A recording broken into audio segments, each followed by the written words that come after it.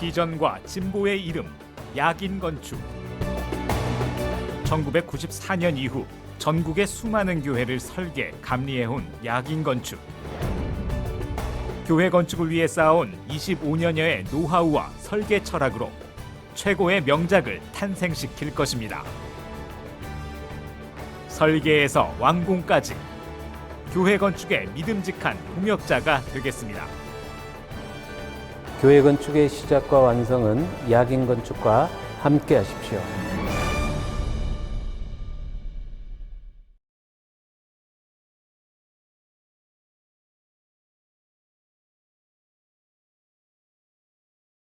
안녕하세요. 오늘부터 교회 건축 계획 강의를 시리즈로 쭉 할 것 같습니다.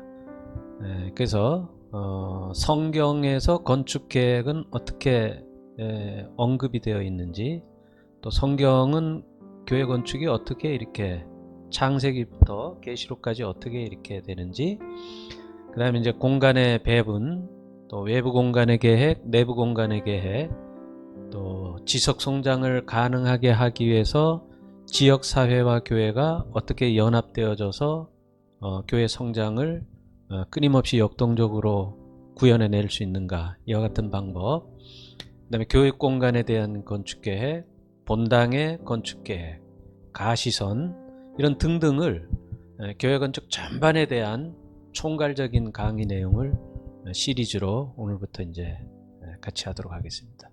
교회 건축을 앞두고 있는 교회에서는 이 시리즈 강의를 꼭 경청하셔서 설계자가 미처 이렇게 좀 표현하지 못한 부분까지 간접적인 강의를 통해서 교회가 성공적으로 잘 건축되어지길 소망합니다. 오늘은 첫 시간으로서 성경에서의 건축의 계시를 좀 살펴보고자 합니다. 우리가 공간 건축 계획을 하기 전에 성경은 건축에 대해서 어떻게 표현이 되어 있는가, 이걸 살펴보는 것은 대단히 중요합니다. 왜냐하면 다른 상업시설과 달리 교회 건축의 계획은 그래도 그 베이직, 기초가 성경이어야 되고, 또 성경에서 강조하는 부분은 뭔지, 이걸 한번 정리하는 것은 대단히 의미 있는 일입니다. 자, 성경에서 건축에 대한 계시를 우리가 쭉 살펴보면 창세기와 요한계시록까지 그것이 이렇게 맥락적으로 이어져 있음을 우리는 볼 수가 있어요. 그래서 창세기에 보면 하나님이 천지 창조를 하시고 사람을 만든 다음에 하신 일이 시티를 만든 겁니다. 시티, 도시를 만든 거죠. 하나의 랜드를 만들었다, 이렇게 보면 돼요. 뭐 요즘 우리나라로 본다면 토지개발공사가 랜드를 만들고 그 위에 도시를 만들고 사람이 거주하게 되죠. 그리고 다양한 편익시설을 설치하게 됩니다. 성경도 보면 하나님이 인간을 창조한 다음에 바로 하신 일이 랜드를 만든 거죠. 그게 이제 에덴 동산입니다. 에덴 동산. 자, 그 에덴 동산을 창조한 그 대목을 창세기에서 살펴보면 거기에 첫 번째로 큰 강이 4개가 나와요. 큰 강이. 그래서 이제 비손, 그 다음에 기혼, 하윌라, 그 다음에 유프라데스, 이렇게 4개의 강이 나오거든요. 근데 이 강이 창세기에서는 분리되어 있어요. 이렇게 지류가 쭉 분리되어져서 그 에덴 동산을 이렇게 흐르면서 하나의 아름다운 랜드가 만들어지죠. 근데 그 랜드를 만드시면서 우리가 건축을 하다 보면 항상 그 재료가 있어야 건축이 되잖아요. 요즘 현대 건축의 큰 재료는 뭐죠? 콘크리트와 철근입니다. 콘크리트와 철근 때문에 건물이 이루어지는 것이고, 근대 이전에 고대 사회에서는 이제 흙, 그 다음에 돌, 이걸 가지고 건물을 졌거든요. 근데 이제 요즘에 들어서는 1920년대를 기점으로 해서 건물이 수직적으로 건축되기 시작해요. 우리가 그걸 이제 마천루라 그러는데, 그것을 가능하게 한 것은 영국에서 철이 생산하고 나서 가능하게 된 거예요. 철골 건물이 만들어지면서 건물이 위로 이제 올라가게 됩니다. 그래서 그것은 철과 유리로 인해서 가능하게 된 거거든요. 그러니까 우리 지구의 역사가, 건축의 역사를 보면 영국의 산업혁명이 가장 큰 역할을 했어요. 그게 재료입니다. 재료. 영국에서 산업혁명을 하면서 재료가 발명이 되기 시작하죠. 그게 철과 유리입니다. 그래서 영국은 그 당시에 철과 유리를 발명하고 나서 영국에서 세계 박람회를 개최하는데 거기서 수정궁이라는 큰 식물원을 만들어요. 그게 유리와 철로 이루어졌습니다. 크리스탈 페리스라 그래가지고 어마어마하게 큰 박물관을 만드는데 그것이 세계 역사에 있어서 이제 새로운 건축의 시발점이 됩니다. 에덴 동산도 그 에덴 동산을 건설하는 재료가 창세기에 기록이 되어 있는데 5가지 재료가 나와요. 5가지가. 첫째는 나무, 물. 여러분, 건물을 질 때 나무와 물이 없으면 건물을 못 집니다. 콘크리트는 물이 있어야만 이제 가능하게 되거든요. 그래서 나무와 물이 에덴 동산에서 발견이 되고, 그 다음에 금이 발견이 돼요. 금. 그 다음에 수정. 이제 이 수정은 이제 계시록에 나오는데 호마노라 그럽니다. 호마노. 이거는 뭐냐면 대리석이나 이런 돌인데 보석류와 같은 그런 돌이거든요. 돌이 만들어지고, 그 다음에 이제 베들레헴이라는 독특한 이름의 소재가 등장을 해요. 이 베들레헴은 일종의 합성수지 같은 재료입니다. 참 놀라운 거예요. 성경이 이 당시에 이 합성수지 개념의 재료가 창세기에 언급되었다는 것은 굉장히 중요합니다. 일종의 송진과 같은 끈적끈적한 그런 그 재료거든요. 이게 역청, 소위 말해서 그 방수제로, 발포제로 사용했던 그런 종류의 재료입니다.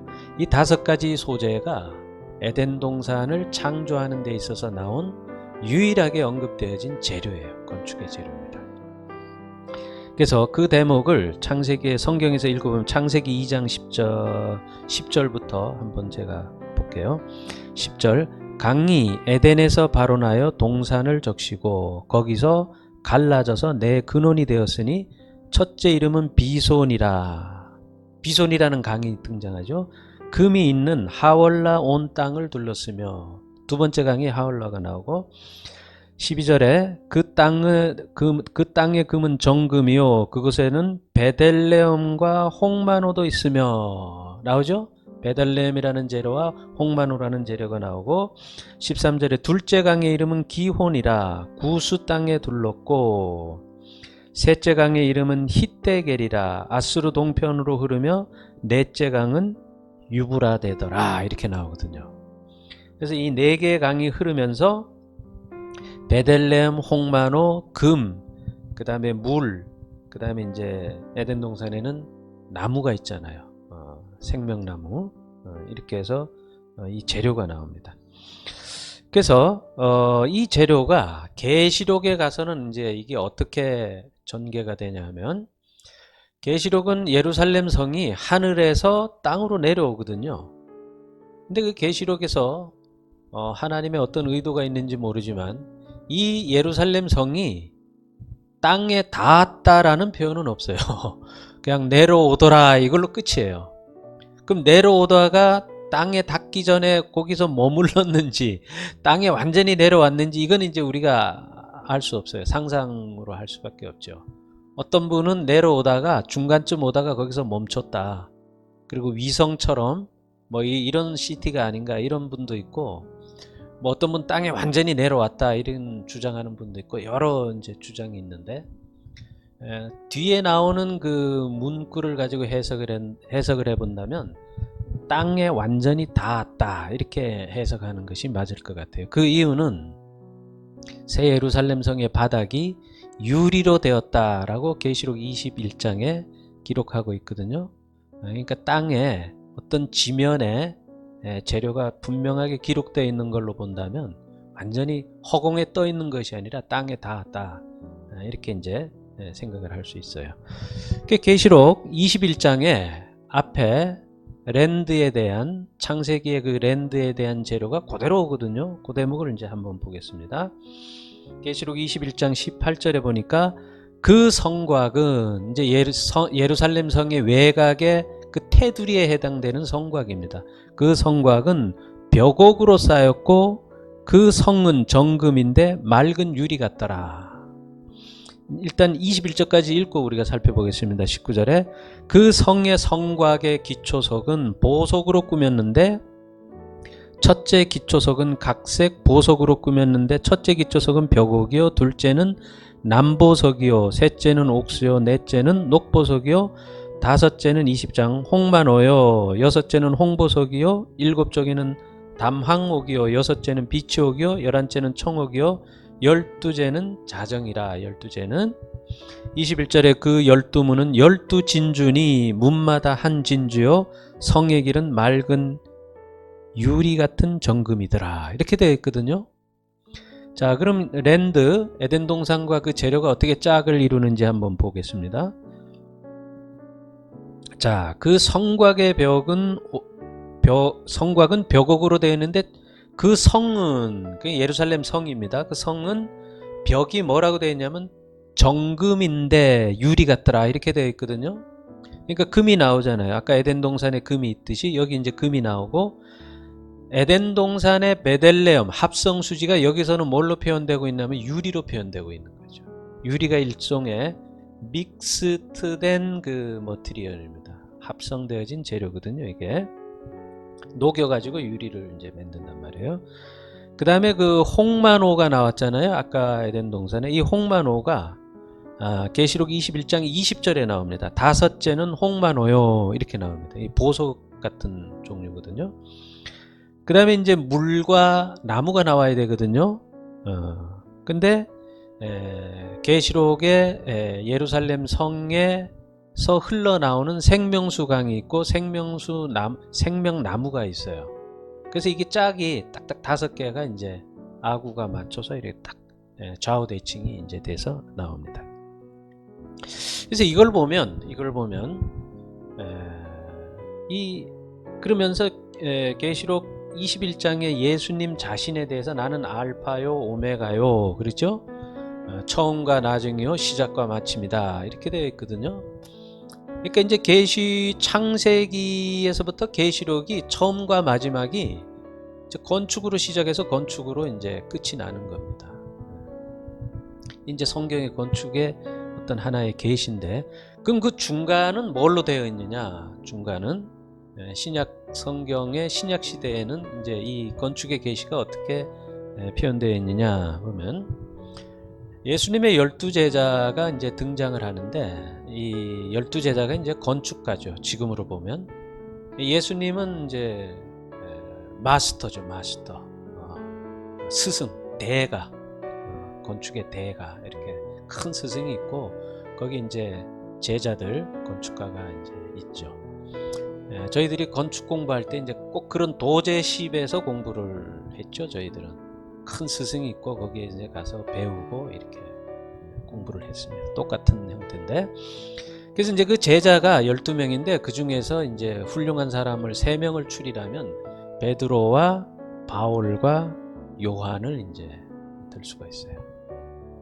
이 베드로는 유대인의 집을 건축한 사람이고 바울은 이방인의 집을 건축했고, 자, 이 두 사람이 유대인과 이방인을 위해서 이제 건물을 건축을 했는데, 이 건축을 하고 나서 좀 기간이 지나다 보니까 이 건축이 이제 뭐 물도 새고 벽에 금도 가고 또 이런 안에 기능도 좀 노후화되고 이렇게 되다 보니까 리모델링이 필요한 거죠. 지금도 마찬가지입니다. 지금도 건물 짓고 나서 한 20년 되면 리모델링을 하죠. 교회도.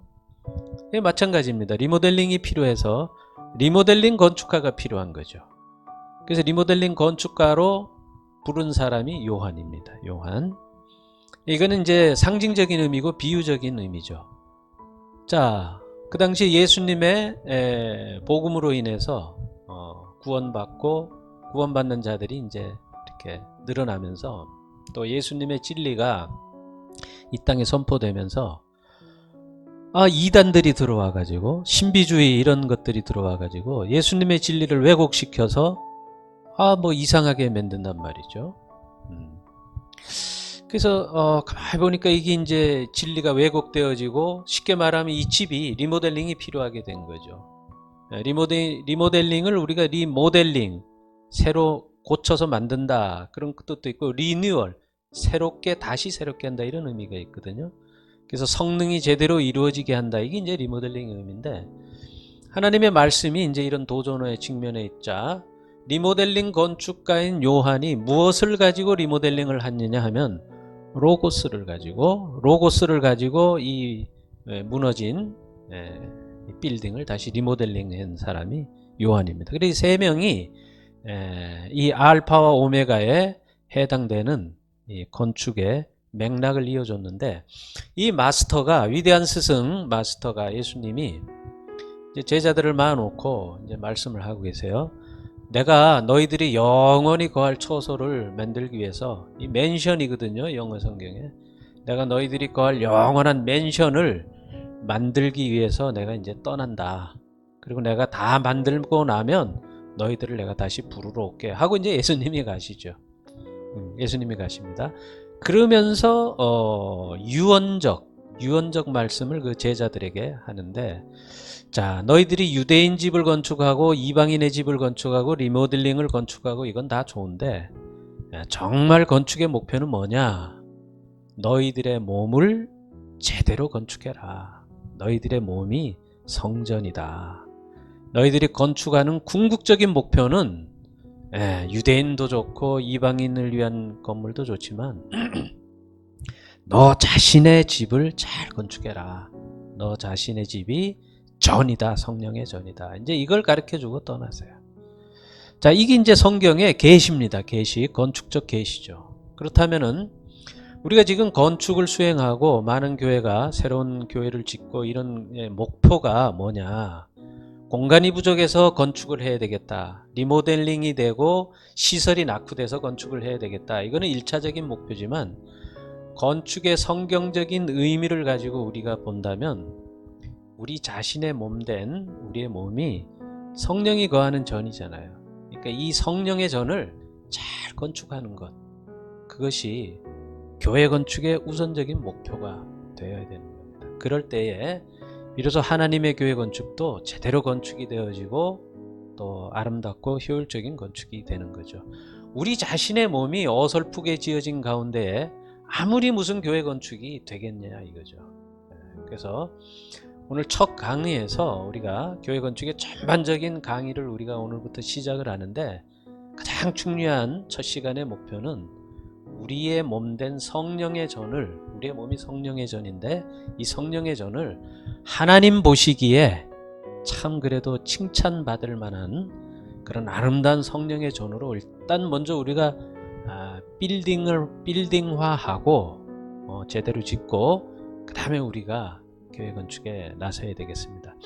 저는 많은 교회를 컨설팅하고 상담을 하면서 보면서 아쉬운 거는 뭐냐면, 교회의 건축위원회가 제대로 처음서부터 끝까지 은혜로움 속에서 가는 거를 그렇게 많이 못 봐요. 가다가 다 쌈박질하고 서로 분쟁이 일어나고 일치가 안 되고 분열이 되고 많이 그렇게 됩니다. 왜 그러느냐?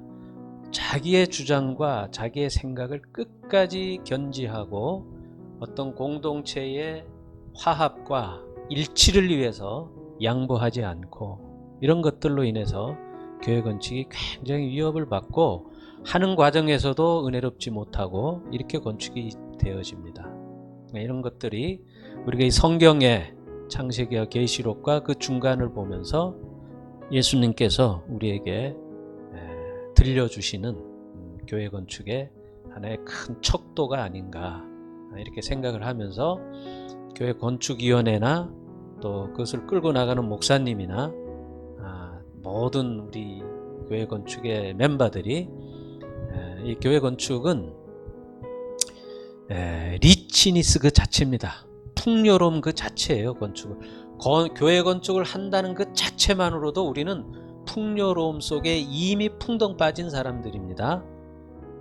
여러분 다윗이 그렇게 성전을 짓고 싶어도 못 져요. 그분은 손에 피를 많이 흘리고 하나님이 허락을 하지 않았기 때문에 그 아들 솔로몬이 짓잖아요. 그러니까 교회 건축 짓는 것을 허락하셨다라는 그 자체가 이미 우리는 하나님에게 크게 붙들림 받고 축복받은 그 자체입니다. 리치니스 그 자체예요. 더 뭐가 필요하겠어요. 더 무슨 분열과 자기 고집과 자기 생각 이런 것들이 그 전제돼서는 안 됩니다. 우리 이런 거를 가지고 이제 한 상당히 많은 기간 동안 이 강의를 이어갈 텐데 이 강의를 잘 좀 시작하는 척도가 오늘 이 말씀이 됐으면 좋겠습니다. 자, 오늘 여기서 마치고 다음 시간부터 이제 공간 배분 계획부터 쭉 가도록 하겠습니다. 승리하십시오. 감사합니다.